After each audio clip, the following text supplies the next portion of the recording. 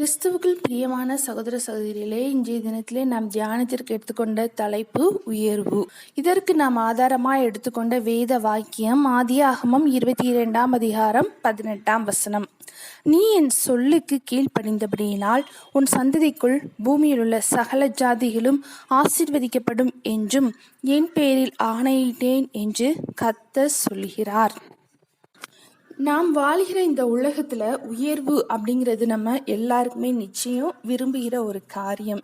எல்லாரும் எல்லா காரியத்திலும் நாம ஒரு உயர்ந்த ஒரு நிலையை அடையணும் அப்படிங்கிறது நம்மளுடைய வாஞ்சியும் ஒரு விருப்பமா தான் காணப்படுது.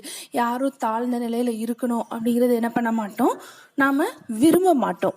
கர்த்தர் ஆபிரகாம்கிட்ட இந்த வார்த்தையை சொல்றாங்க, நான் என்ன பண்றேன், உன்னை எல்லா சந்ததி பூமியில எல்லா ஜாதிகளுக்கும் என்ன பண்றேன், உன்னோட சந்ததியை நான் என்ன பண்றேன், ஆசீர்வதிக்கிறேன் அப்படின்னு சொல்லி என்ன பண்ணியிருக்காங்க, கர்த்தர் அவங்க கிட்ட வாக்கு கொடுக்குறாங்க. ஆபிரகாம கர்த்தர் ஆசீர்வதிச்சது போல அதே தேவன் நம்மளையும் என்ன பண்ண விரும்புறாங்க, ஆசீர்வதிக்க விரும்புறாங்க. கலாத்தியர் 3:7-9 இதை குறித்து நாம வாசிக்கிறோம்.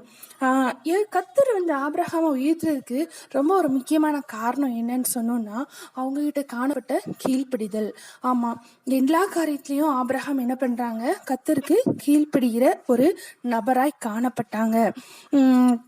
ஆதியாகமம் 12 அதிகாரம் 1 கர்த்தர் சொல்றாங்க, ஆபிரகாமுக்கு தரிசனம் ஆயிட்டு, நீ உன் தேசத்தையும் உன் இனத்தையும் உன் தகப்பன் வீட்டையும் விட்டு புறப்பட்டு நான் உனக்கு காண்பிக்கும் தேசத்துக்கு போ அப்படின்னு சொல்றாங்க. ஸோ என்ன நடக்கும் அப்படிங்கிறத தெரியாது. சொந்த பந்தம் யாரும் கிடையாது, சொந்த ஊரும் கிடையாது, சொந்த ஜனமும் கிடையாது, வீடு கிடையாது. எல்லாத்தையும் விட்டுட்டு கர்த்தர் நீ கிளம்புன்னு சொன்ன உடனே ஆபிரகாம் என்ன பண்றாங்க, கீழ்ப்படிந்து கிளம்புறாங்க. இன்னொரு சமயம் கர்த்தர் ஆபிரகாமுக்கு தரிசனமாயிட்டு பெரிய ஒரு காரியத்தை சொல்றாங்க. ஆதியாகமம் 22 அதிகாரம் 2 நம்ம இதை குறித்து வாசிக்கிறோம். உன் புத்திரனும் உன் ஏக சுதனும் உன் நேசகுமாரனுமாகிய ஈசாக்கை நீ இப்பொழுது அழைத்து கொண்டு மோரியா தேசத்துக்கு போய் அங்கே நான் உனக்கு குறிக்கும் மலைகள் ஒன்றின் மேல் அவனை தகன பலியாக பலியிடு என்றார். எவ்வளவு பெரிய ஒரு காரியத்தை தேவன் ஆபிரகாமுக்கு சொல்றாங்க. சொந்த குமாரனை பலியிடுறதுக்கு கேட்குறாங்க. நீங்களும் நானுமா இருந்தா இதற்கு நம்ம கீழ்ப்படிவோமா? 100% இல்லைன்னே நம்ம சொல்லிடுவோம், அப்படி தானே? ஆனால் ஆபிரகாம் எவ்வளோ ஒரு பெரிய காரியமாக இருந்தாலும் கர்த்தர் சொன்னாங்க, அதனால உடனே கர்த்தருடைய வார்த்தைக்கு அவங்க என்ன பண்ணுறாங்க, கீழ்ப்படுகிறாங்க. இன்னைக்கு நம்மளுடைய வாழ்க்கையில நம்ம யோசிச்சு பார்ப்போம்னா, கர்த்தர் சொன்ன வார்த்தைகளுக்கு நாம கீழ்ப்படுகிறோமா? கர்த்தர் சொன்ன காரியத்துல நம்ம படிப்பை தொடர்றோமா? கர்த்தர் சொன்ன வேலையை செய்கிறோமா? கர்த்தர் எந்த இடத்துல நம்மளை வாழ வச்சிருக்கிறாங்களோ அந்த இடத்துல நம்ம வாழ்றோமா? அவருக்கு கீழ்ப்படிந்து அவருடைய வார்த்தைக்கு நம்ம கீழ்ப்படிஞ்சிட்டு இருக்கோமா? இதெல்லாம் நம்ம என்ன பண்ணணும், யோசித்து ஆராய்ந்து நம்ம பார்க்க அழைக்கப்படுகிறோம்.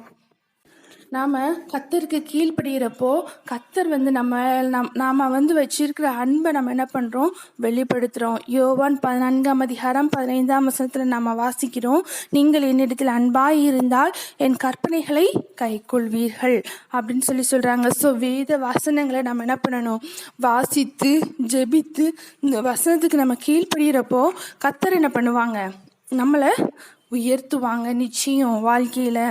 இது ஒரு அன்பின் வெளிப்பாடு. நம்ம வாழ்க்கையில எப்படி உயர்வை அடைகிறது அப்படிங்கிறதுக்கு ஆபிரகாமுடைய வாழ்க்கையை நம்ம இன்னும் தியானிக்க போகிறோம். ஆபிரகாம் ஏறக்குறைய ஒரு குழந்தையை பெற்றெடுக்கிறதுக்கு எத்தனை ஆண்டுகள் காத்திருந்தாங்க தெரியுமா? ஒரு 25 ஆண்டுகள் அவங்க காத்திருக்கிறாங்க. ஸோ கர்த்தர் ஒரு மகனை தந்தார் அப்படின்னு சொல்லி மகிழ்ச்சியோடு சந்தோஷத்தோடு இருக்கிறப்போ கர்த்தர் அந்த ஒரே ஏக சுதனை என்ன கேட்குறாங்க, பலி செலுத்தும்படி கேட்குறாங்க. ஆபிரகாம் திரும்பி கர்த்தர்ட்ட கேள்வி கேட்கவே இல்லை.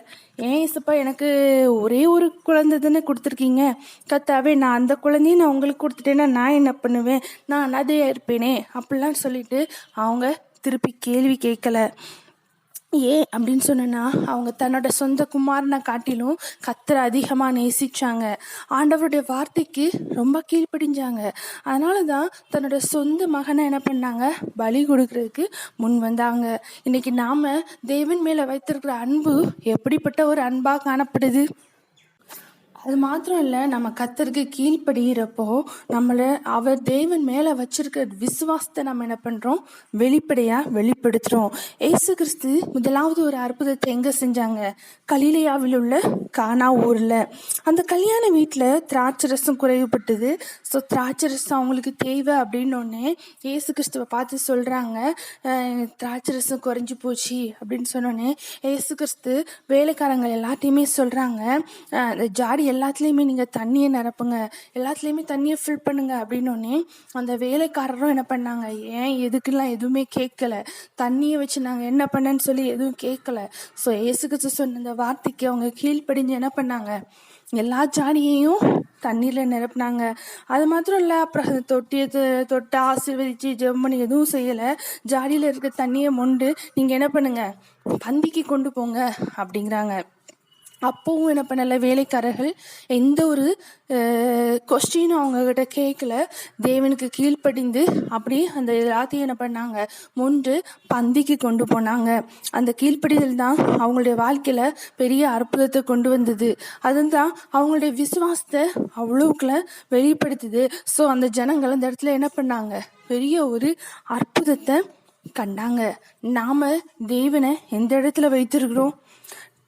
நாமும் கீழ்ப்படிதல் மூலமா நம்ம ஆண்டவர் மேல வச்சிருக்க விசுவாசத்தை நம்ம வெளிப்படுத்தணும். அப்போதான் நம்மளுடைய வாழ்க்கையிலையும் நிறைய அற்புதங்கள் அடையாளங்களும் காணப்படும். ஆண்டவருக்கு கீழ்ப்படுகிறது அப்படிங்கிறது அவருடைய வார்த்தையை நம்ம முழுமையாக ஏற்றுக்கொண்டு கடைப்பிடித்து அது அப்படி வாழ்கிறது. ஸோ நம்ம என்ன பண்ணணும், டெய்லி வேத வசனத்தை என்ன பண்ணணும், கருத்தாய் வாசிக்கணும். வேத வசனத்துக்கு கீழ்ப்படிய நம்ம அர்ப்பணிக்கணும். அப்படி நம்ம அர்ப்பணித்தோம் அப்படின்னு சொன்னோம்னா நிச்சயம் நம்முடைய வாழ்க்கையில் தேவன் நம்ம நினைப்பதற்கும் ஜெபிப்பதற்கும் அதிகமான அளவில் நம்மளை உயர்த்தி ஆசீர்வதிப்பார் அப்படிங்கிறதுல எந்த ஒரு சந்தேகமுமே இல்லை. கர்த்தர் உங்களை ஆசீர்வதிப்பாராக. ஆமேன்.